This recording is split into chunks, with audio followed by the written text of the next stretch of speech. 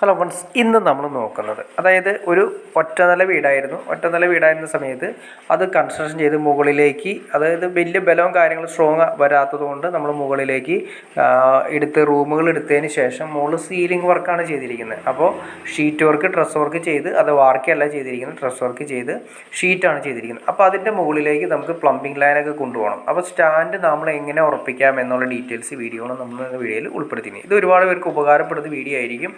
ഒരു പഴയ വീട് റിനോവേഷൻ ചെയ്ത് 2 നില വീടാക്കി കഴിയുമ്പോൾ അതിൻ്റെ വാട്ടർ ലൈൻ കാര്യങ്ങൾ, ഇപ്പോൾ അതിൻ്റെ എങ്ങനെയാണ് ചെയ്യേണ്ടത് ഡീറ്റെയിൽസ് ആയിട്ട് നമ്മൾ കൊടുത്തിരിക്കുന്നത്.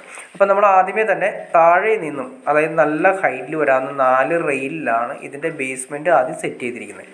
ബേസ്മെൻറ്റ് സെറ്റ് ചെയ്തതിന് ശേഷം അതിലേക്ക് നമ്മൾ നേരെ, അതായത് നമുക്ക് ഏറ്റവും അത്യാവശ്യം എന്ന് വെച്ചിട്ടുണ്ടെങ്കിൽ 2ാം നില നമ്മൾ എടുത്തിട്ടുണ്ടെങ്കിൽ ആ 2ാം നിലയിൽ വരുന്ന ബാത്റൂമിലേക്ക് നമുക്ക് വെള്ളം ഹൈ പ്രഷറിൽ കിട്ടണമെങ്കിൽ 2 നിലയുടെ ഹൈറ്റിൽ മുകളിലായിരിക്കണം നമ്മുടെ ടാങ്ക് വരേണ്ടത്.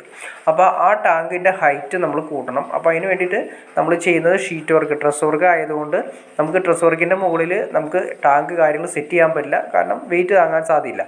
അപ്പോൾ അങ്ങനെ വരുന്ന സമയത്ത് നമ്മൾ എന്താ വെച്ചിട്ടുണ്ടെങ്കിൽ ഈ സ്റ്റാൻഡ് വെക്കാനായിട്ട്, അല്ലെങ്കിൽ ടാങ്ക് വെക്കാനായിട്ട്, 1000 ലിറ്ററിൻ്റെ ടാങ്കോ 2000 ലിറ്ററിൻ്റെ ടാങ്ക് വെക്കാനായിട്ട് നമ്മൾ ഏറ്റവും താഴെ നിന്ന് ബേസ്മെൻറ്റായിട്ട് ഒരു സ്റ്റെപ്പ് കാര്യങ്ങൾ കൊടുത്തിരിക്കുകയാണ് ചെയ്തിരിക്കുന്നത്.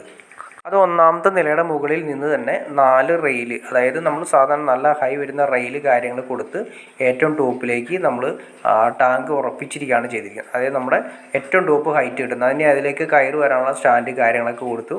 പിന്നെ അതിൽ നിന്ന് സെപ്പറേറ്റ് ചെയ്ത് മാറി സോളാർ വാട്ടർ ഹീറ്റർ കണ്ടോ, അതിന് വേണ്ടിയുള്ള ഓപ്ഷനുമാണ് കൊടുത്തിരിക്കുന്നത്. സോളാർ ഹീറ്റർ പിന്നെ അതുപോലെ തന്നെ സോളാർ പാനൽ കൊടുക്കാനുള്ള ഓപ്ഷൻസും കൂടി കൊടുത്തിട്ടുണ്ട്. അപ്പോൾ അത്യാവശ്യം നല്ലൊരു റേറ്റ് കാര്യങ്ങൾ വന്നിട്ടുണ്ട്. കാരണം ഷീറ്റ് വർക്ക് ആയതുകൊണ്ട് നമുക്ക് ഇങ്ങനെ ചെയ്യാനേ സാധിക്കുള്ളൂ. ഷീറ്റിൻ്റെ മുകളിലായിരിക്കണം നമുക്ക് ഈ പറഞ്ഞ വാട്ടർ ഹീറ്റർ ആണെങ്കിൽ സോളാർ പാനലും കണക്ട് ചെയ്തിരിക്കുന്നത്.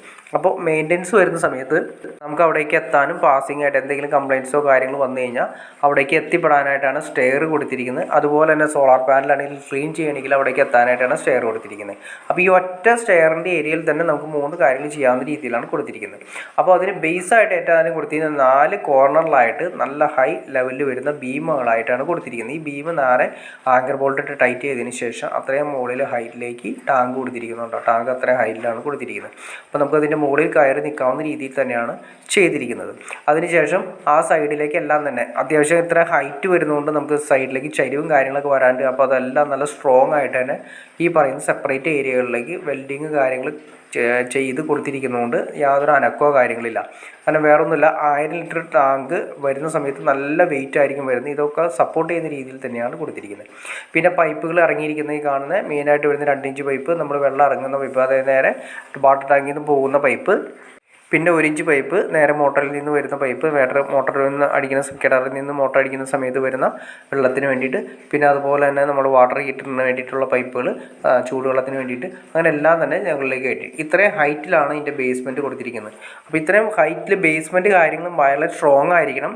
നല്ല വെയിറ്റ് വരുന്ന സമയത്ത് പോകാത്ത രീതിയിലായിരിക്കണം ഇതിൻ്റെ ബേസ്മെൻറ്റ് കാര്യങ്ങൾ ആദ്യമേ തന്നെ ഉറപ്പിക്കേണ്ടത്.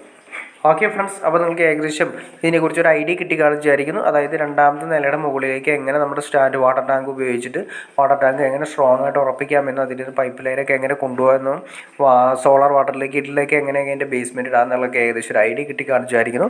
ഇനി എന്തെങ്കിലും ഡൗട്ട്സ് ഉണ്ടെങ്കിൽ തീർച്ചയായിട്ടും നമ്മൾ കമൻറ്റ് ചെയ്യുക. അപ്പോൾ അതിനൊരു ഡീറ്റെയിൽ ആയിട്ട് വീഡിയോ നമുക്ക് ചെയ്യാൻ സാധിക്കുന്നതായിരിക്കും. അപ്പോൾ വീഡിയോ ഇഷ്ടപ്പെട്ട് തീർച്ചയായിട്ടും ലൈക്ക് ചെയ്യുക, ഷെയർ ചെയ്യുക, ചാനൽ ഒന്ന് സബ്സ്ക്രൈബ് ചെയ്തേക്കുക. അതുകൂടാതെ തന്നെ ഇതുപോലുള്ള വീഡിയോസ് നമുക്ക് ചെയ്യാനുള്ള ഒരു മോട്ടിവേഷന് വേണ്ടിയിട്ട് നിങ്ങൾ തീർച്ചയായിട്ടും ചാനൽ സബ്സ്ക്രൈബ് ചെയ്തേക്കുക, ലൈക്കും കൂടി ചെയ്തേക്കുക, ഷെയർ കൂടി ചെയ്തേക്കുക. ഓക്കെ ഫ്രണ്ട്സ്, അടുത്ത വീഡിയോയിൽ കാണുന്നവരെ ഓക്കെ.